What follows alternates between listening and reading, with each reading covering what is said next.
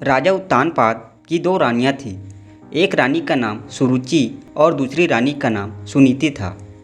दोनों रानियों की एक एक संतान थी। एक बार रानी सुनीति का पुत्र ध्रुव खेलता खेलता अपने पिता की गोद में बैठ गया। रानी सुरुचि ने तुरंत ही उसे पिता की गोद से नीचे उतार कर कहा, पिता की गोद में बैठने के लिए तुझे पहले मेरी कोख से जन्म लेना होगा। बालक ध्रुव रोता रोता अपनी माँ सुनीति के पास गया और सब बात माँ से कही।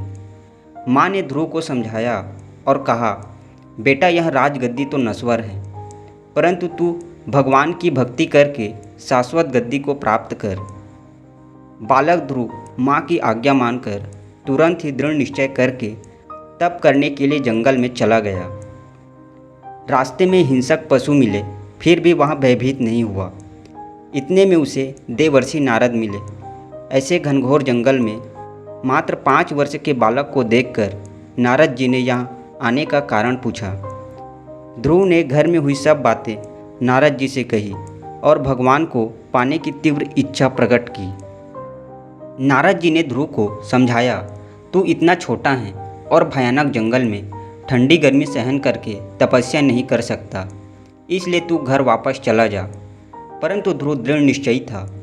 उसकी दृढ़ निष्ठा और भगवान को पाने की तीव्र इच्छा देखकर नारद जी ने ध्रुव को ओम नमो भगवते वासुदेवाय का मंत्र देकर आशीर्वाद दिया और कहा, तू श्रद्धा से इस मंत्र का जप करना, भगवान जरूर तुझ पर प्रसन्न होंगे। ध्रुव तो कठोर तपस्या में लग गया। एक पैर पर खड़े होकर ठंडी गर्मी बरसात सब सहन करते करते नारद जी के द्वारा दिए हुए मंत्र का जप करने लगा। बालक ध्रुव की निर्भयता, दृढ़ता और कठोर तपस्या से भगवान नारायण स्वयं प्रकट हो गए। भगवान ने ध्रुव से कहा, मैं तेरी तपस्या से प्रसन्न हुआ, तुझे जो चाहिए वह मांग ले।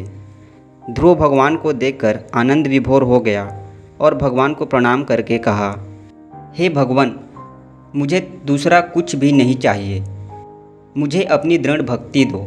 भगवान बालक ध्रुव की इस बात को सुनकर और अधिक प्रसन्न हो गए और बोले, तथास्तु, मेरी भक्ति के साथ साथ तुझे एक वरदान और भी देता हूँ कि आकाश में एक तारा ध्रुव तारा के नाम से जाना जाएगा और दुनिया दृढ़ निश्चय के लिए तुझे सदा याद करेगी। आज भी आकाश में हमें यहाँ तारा देखने को मिलता है। ऐसा था बालक ध्रुव, ऐसी थी भक्ति में उसकी दृढ़ निष्ठा। 5 वर्ष के ध्रुव को भगवान मिल सकते हैं तो हमें क्यों नहीं मिल सकते। ज़रूरत है भक्ति में निष्ठा और दृढ़ विश्वास की। इसलिए बच्चों को माता पिता के द्वारा सही संस्कार की आवश्यकता है, क्योंकि जीवन में प्रथम गुरु माता होती है। धन्यवाद। जय श्री कृष्ण।